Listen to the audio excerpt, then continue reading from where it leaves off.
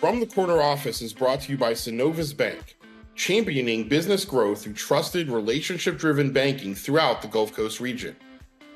Nicci Bucher's passion for servant leadership shines through in any conversation. She talks a lot about removing obstacles and setting up her team to succeed. She will likely do that and more in her new role as CEO of the YMCA of Greater St. Petersburg. The Business Observer writes about nonprofit leaders like Nicci every day online and every week in print. Go to businessobserverfl.com to subscribe. Hello and welcome to the Business Observer's From the Corner Office podcast. I'm Mark Gordon, managing editor of the Business Observer. Today's guest is Nicci Bucher, CEO of the Greater St. Pete YMCA. Nicci, thanks for being here and welcome to the podcast. Thank you for having me, Mark. Awesome. We're going to get into your career and your new position at the YMCA of Greater St. Petersburg in a few minutes. But let's get our audience to know you a little bit more. And let's start with some rapid fire questions. Are you ready?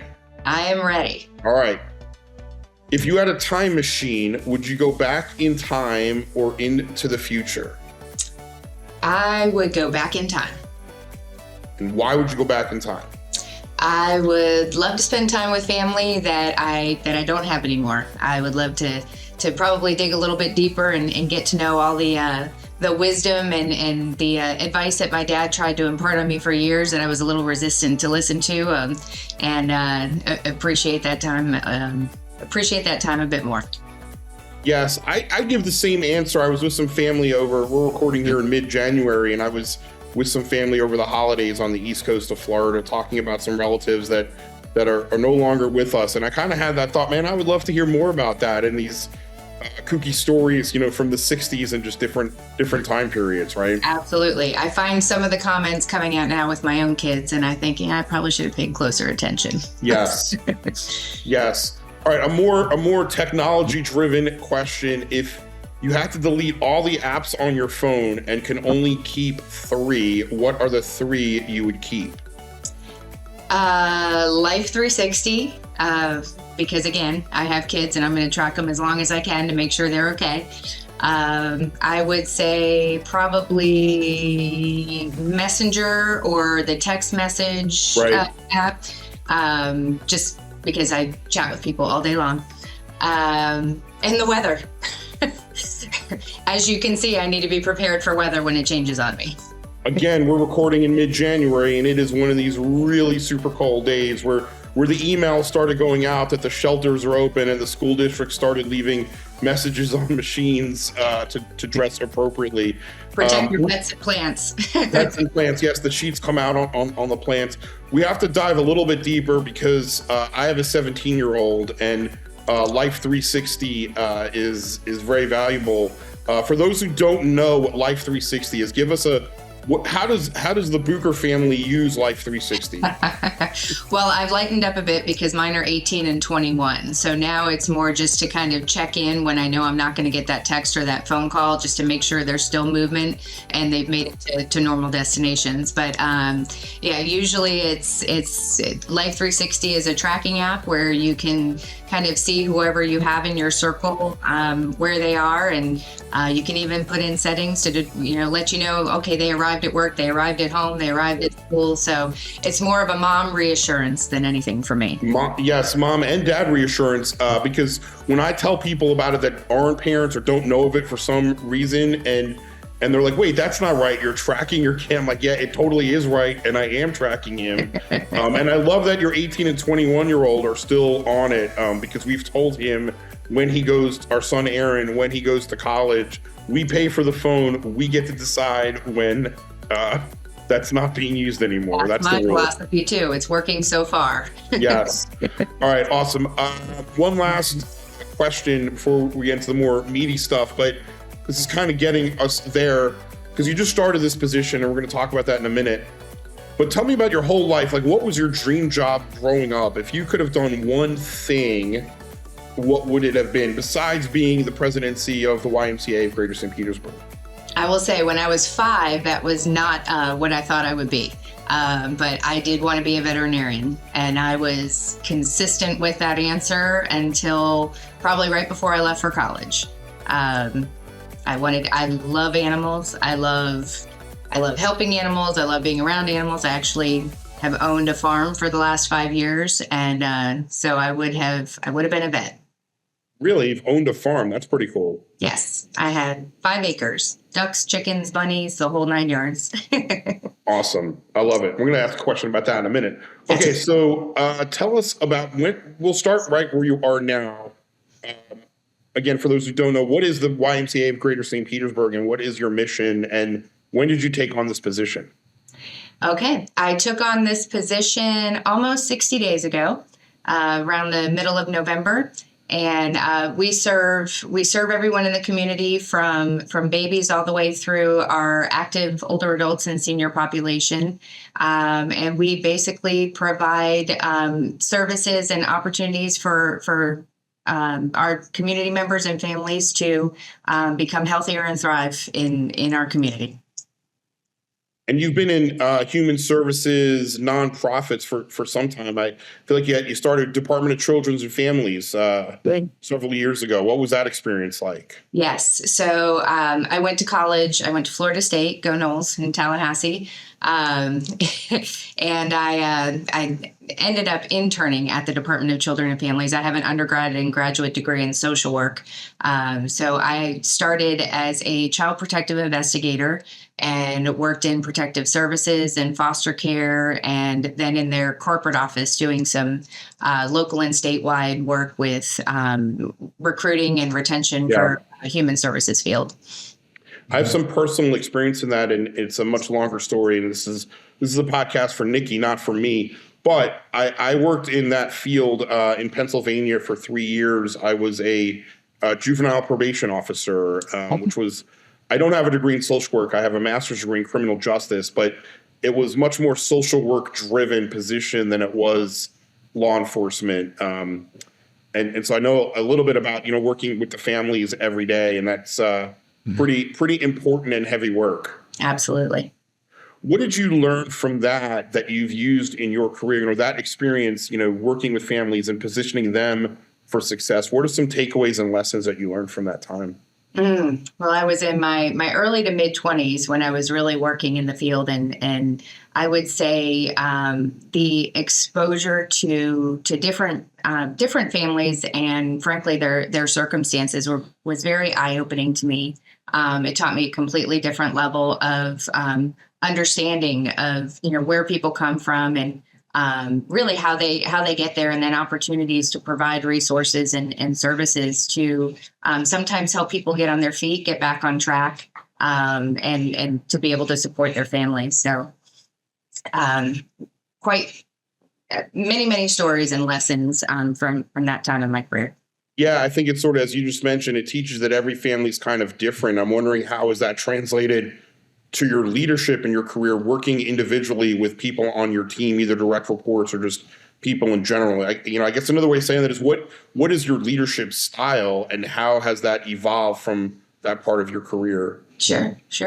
My style in general is just to be me, be natural, and be authentic, and connecting to what we're talking about now, with understanding that everybody does come from different experiences and brings different, frankly different history and talent to the team. And so from a leadership standpoint, I really focus on each individual person and their contribution to the greater picture, to the greater team, to, of course, the work that we're doing, and how I can capitalize on their strengths and put them in places where they can be successful in their roles, and where we can feed off of each other to complement one another to be successful on our team.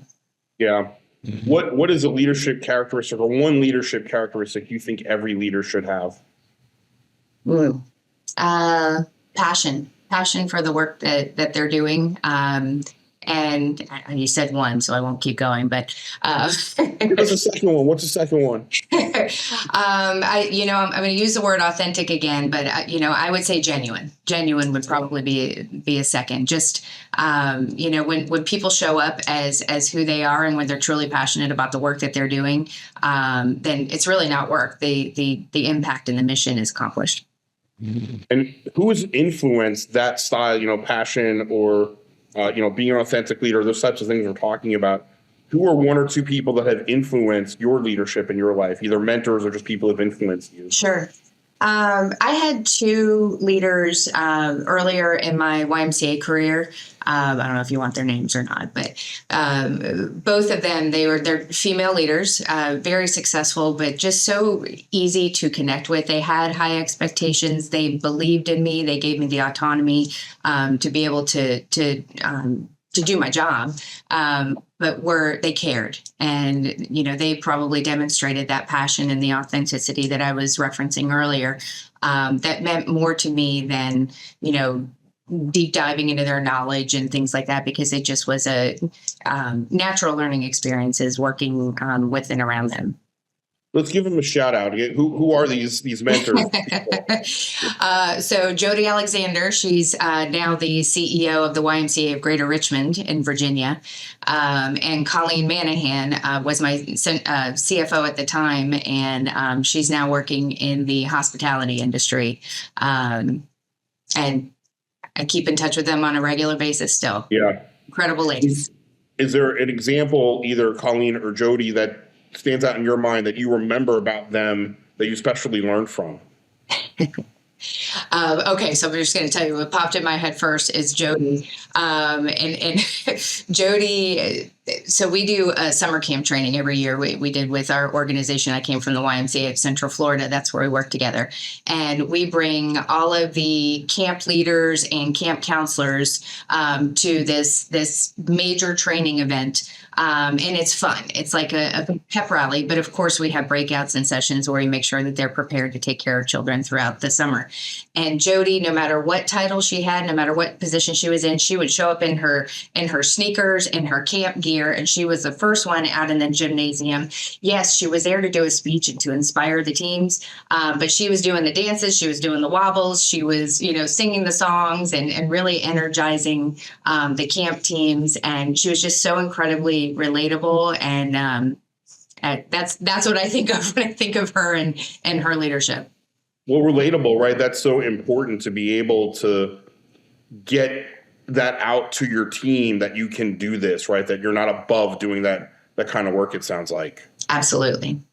Yeah, and you mentioned autonomy. I want to talk about that because that comes up a lot on this podcast. As a leader, how have you put yourself in a position to give other people that autonomy without, you want them to give them that autonomy, but you also have a goal or, things that you need to accomplish. How Sure. do you balance that as a leader? I think it's important to provide it's kind of like the macro to the micro, right? You want to create the vision. You want to, set the expectations and chart the course, and then give them that freedom within the framework to do their roles. And we will win sometimes, and sometimes we'll have a misstep and need to redirect. But I think where that autonomy comes into place is to demonstrate that, I trust you. I trust you to do your job. And sometimes if there's something that we need to do that's a little bit different, we'll work together and we'll course correct and we'll keep going. Yeah. On a little bit of a different sort of tack, what's a leadership lesson, Nicci, that you've wish you learned earlier in your career, something you use now that you wish you knew back then? I would say that I don't have to do everything myself. When I was younger, I think we used to say well, if you want it done right, just do it yourself. And that's not necessarily the case because you take on too much. And when you try and be everything to everybody, they only get a fraction of you, right? So, I would say building people, building the systems and giving the flexibility for others to be a part of it and recognizing, frankly, that a lot of other people do it better. And that's great because that makes us even stronger. Yeah. Yeah. And I'm sure that has gotten into your head as you've grown in your roles, right? I mean, roughly how big is the YMCA of Greater St. Petersburg in terms of employees that you have? We have about 600 or so employees. And my previous organization, we had just under 2,000. So it's, different seat, but definitely a different span of control. I little bit of a digression, but I am loving St. Petersburg because my span of control is such that my very first week here, I was able to make it out to every branch, to every location, to be able to meet and greet and see the people that are doing this incredible work every day. Yeah, that's interesting. So, and my larger point in asking that was just talk about how you can't do everything yourself when you're in a 600 person organization or obviously 2,000. But that brings up another question. As a leader, how important was it to go do that in the beginning to your team and say, hey, I'm Nicci, I'm here. Like, how did that work and how important was that? Sure. That was, I was asked several times, what do you want your transition to look like? What's important to you? And I said, I just want to meet everybody first. And in fact, the team said, well, what kind of structure do you want us to have an agenda? What would you like to get out of it? And I said, I don't want to give any instructions. I don't want anybody to have a preconceived belief of what I want. I just want to show up and feel it. Every location has a different vibe, a different personality. And I wanted to get a pulse and a beat on what that was at each site. So I rolled in with my keys in one hand and my sunglasses in the other, no pen and paper, no agenda. And it was really cool because each team got to show up in their own style, and it was very conversational. I felt very comfortable. I hope they did too. It was a great way to start. Well, that's what I was going to ask. So you feel like it was a good session or good experience in that, like, you were able to accomplish that? Sounds like yes. It was for me. I knew that once I started to dig in and do the business side of it, there'd be many distractions and other probably competing priorities. And so I wanted to put the team first. It's going to be very hard to set the vision and chart the course, like I mentioned earlier, and really identify and adapt in the culture if I don't know what's happening the day I start. So that was my goal. And talking about culture, that's a thing that comes up a lot on this podcast as well from leaders. What do you consider to be a good workplace culture, and how have you fostered that, and how will you foster that here? Sure. Trust and transparency, I think is important. Again, we all can't be firing on all cylinders 100% of the time, but we at least need to trust each other and communicate and feel comfortable in working together with one another. So my intention and goal is to have a culture of feeling comfortable and honesty and trusting one another. Especially in the work that we do, we're here to build people and focus on a holistic, whether it's a child, a family, again, different people in the community. And if we can't trust each other and have connections with each other, then I don't know how we could possibly demonstrate that in the community. So yeah. Going back to two more questions somewhere on the personal side. What is some great leadership advice that you received, maybe from your parents or just throughout your life? What's some great leadership advice you've received? Oh, I would say, be brave enough to make decisions. And I don't have a specific quote off the top of my head. Actually, there were a couple quotes, but I'm kind of blending them together. And be humble. From a leadership standpoint, it's important to be informed, to ask questions. I told them again, week one, I said, I'm going to ask a lot of questions because I seek to understand, because I want to have as much information as possible so I can make informed decisions and work with you. I'm not asking questions to catch anybody in anything like that. So, ask questions, seek to understand, and then be brave enough to make decisions and be humble enough to say, okay, well, we might need to make another decision or whatever the case may be. Yeah. The asking questions is so important. I was talking about this with a colleague about, being curious, not cynical. We use that phrase a lot at the Observer Media Group, right? And you want to be curious about that, but not judge it, right? I feel like that's that balance. Yes, that is a balance. Yeah. On another sort of personal leadership question, you've had you've gone up in your career and run some organizations. Have you dealt with, or how have you dealt with, the idea of imposter syndrome and the idea of like, man, I'm not. How did I get here? I'm not good enough for this spot, this role, on this age, or this thing, or whatever it is. Has that come up in your career, and how do you deal with that as a leader? I would say it's probably come up more in the last 3 to 4 years than it has, because you get to a point in your career where you're asked a little bit more. So what are you doing? What's your career path? What's next? Are you in the final seat? Or are you not? And when our CEO that's in Central Florida now, his name is Kevin Bolding, when he started, he had a conversation with me. He said, what are your career goals? And what do you want to do? And I was there over 20 years. And I said, I've just kind of always done whatever's next. And he says, it's okay. It's okay to have the next plan. And so that really challenged me to think about, what is my plan? And when this position came available, I had to really do some searching and say, I know I want it. You start to, can I do it? Am I ready? Is it the right time? And I was actually in a leadership group in Orlando. It's a women's leadership group. And I shared it with that group. And they said, are you kidding me? Why would you not go for it? And I said, well, I'm not sure I can do the whole thing. They said, you have to be 80% ready. Do you know 80% of it? The rest you find out when you get there. And so through the process, I had to continue to remind myself, like, you deserve to be in this process. You deserve to be, you've gotten here for a reason. And even landing in the seat, sometimes it's like, okay, all right, I did it.